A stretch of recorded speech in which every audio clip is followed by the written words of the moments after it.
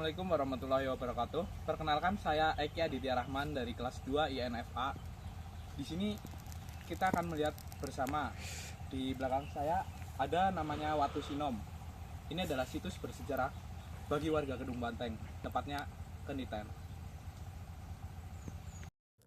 Di antara hamparan sawah dan kebun yang tenang di Desa Keniten, Kecamatan Kedung Banteng, Kabupaten Banyumas, berdiri sebuah batu raksasa yang diam membisu, namun menyimpan kisah yang tak pernah mati.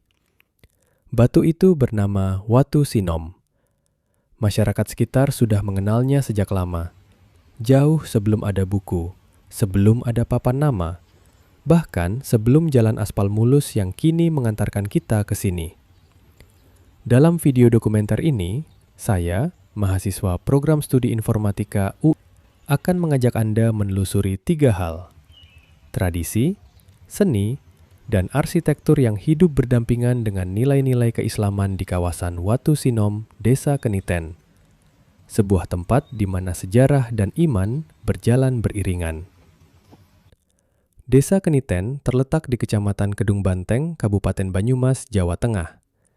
Desa ini terbagi menjadi 2 kadus, Keniten dan Peluang, dengan batas wilayah yang berbatasan langsung dengan Desa Kalikesur di utara, Karangnangka dan Beji di timur, Kedung Banteng di selatan, serta Dauhan Wetan di sebelah barat. Mayoritas warganya adalah masyarakat Jawa Banyumasan, akrab dengan dialek Ngapak yang hangat dan cair. Sebagian besar beragama Islam dan bermata pencaharian sebagai petani serta buruh. Hidup di desa yang dekat dengan alam membentuk karakter masyarakat Keniten, gotong royong, sederhana, dan sangat menjaga tradisi warisan leluhur. Dan disinilah Watu Sinom berdiri, bukan sebagai museum yang terkunci, melainkan sebagai bagian dari keseharian warga. Watu Sinom terletak di Grumbul Gadok, Desa Keniten, tepatnya di kawasan kebun di belakang SMP Negeri 2 Kedung Banteng. Untuk mencapainya, kita harus berjalan kaki sekitar 500 meter dari jalan utama, menembus kebun yang rindang. Dan ketika kita tiba, batu itu muncul di hadapan kita. Besar, kokoh, seolah tak tersentuh waktu. Ukurannya dikisahkan sebesar 1 bangunan rumah, meski kini konon tidak setinggi dulu, karena tanah di sekitarnya terus mengendap dari waktu ke waktu. Namun bagi siapapun yang melihatnya untuk pertama kali, kesan yang tersisa hanya satu: kagum. Dari puncak batu ini, jika kita naik, kita bisa memandang hamparan sawah hijau dan gagahnya Gunung Slamet di kejauhan. Seperti menara pengawas alami yang sudah berdiri ribuan tahun. Nama Watu Sinom sendiri memiliki akar yang dalam. Dalam bahasa Jawa, watu berarti batu. Sementara sinom berasal dari kata anom, muda, yang merujuk pada pertemuan antara yang tua dan yang muda, antara kakak dan adik. Sebuah nama yang lahir dari sebuah kisah. Watu Sinom tak bisa dipisahkan dari babat pasir luhur, kisah epik yang menjadi identitas masyarakat Banyumas.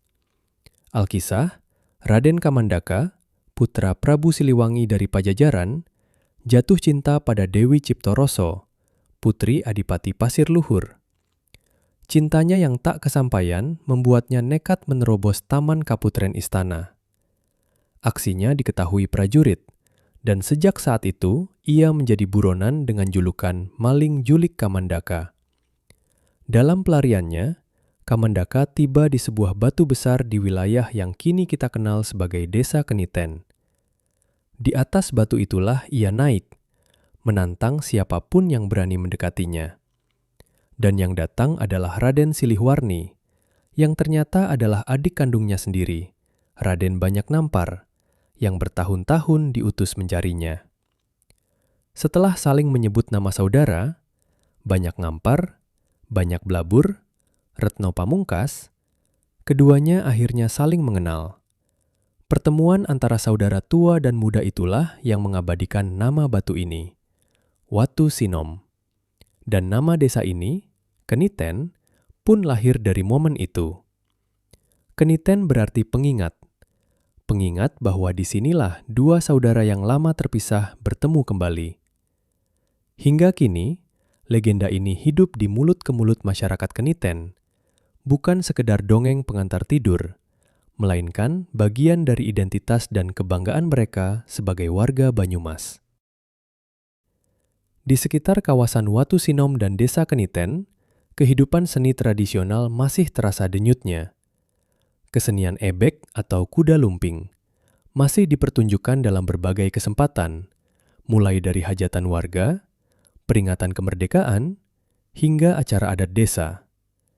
Seni ini bukan sekedar hiburan, ia adalah bahasa, cara masyarakat Keniten mengucapkan rasa syukur, menyambut tamu, dan merayakan kebersamaan. Dalam beberapa pertunjukan, lantunan salawat dan doa disisipkan di antara irama. Bukti bahwa seni dan Islam bukan dua hal yang bertolak belakang di sini. Kawasan Watu Sinom adalah cermin nyata dari apa yang para sarjana sebut sebagai akulturasi. Proses di mana dua kebudayaan bertemu dan saling memperkaya tanpa menghancurkan satu sama lain. Legenda Raden Kamandaka yang meletak pada situs ini berakar dari tradisi Jawa pra-Islam. Namun, seiring masuknya Islam ke Banyumas, masyarakat tidak serta-merta menghapus warisan itu. Sebaliknya, nilai-nilai Islam seperti persaudaraan, kejujuran, dan kesetiaan justru ditemukan selaras dengan nilai dalam kisah Kamandaka itu sendiri. Inilah yang disebut Islam Nusantara. Islam yang hadir bukan untuk menghapus, tapi untuk menyempurnakan kearifan yang sudah ada. Pelestarian Watu Sinom adalah cerita tentang kebersamaan paguyuban peduli cagar budaya Mercu Buana yang terdiri dari warga sekitar merawat situs ini secara swadaya, yaitu dengan tenaga, waktu, pikiran, dan material sendiri. Tidak ada yang bertanya soal latar belakang ketika bergotong royong membersihkan sekitar batu. Yang ada hanya satu tujuan bersama, menjaga warisan leluhur agar tidak hilang ditelan zaman. Inilah toleransi yang sesungguhnya, bukan sekedar kata-kata, tapi tindakan nyata. Mengunjungi Watu Sinom mengajarkan saya sesuatu yang tidak bisa dipelajari dari buku teks semata, bahwa kebudayaan lokal bukan ancaman bagi iman, melainkan wadah di mana iman itu tumbuh subur. Bahwa tasamuh, toleransi, bukan berarti kehilangan identitas, melainkan justru memperkuatnya.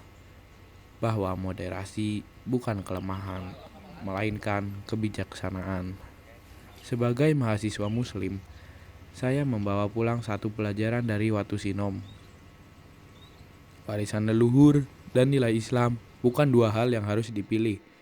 Keduanya bisa dan seharusnya berjalan bersama.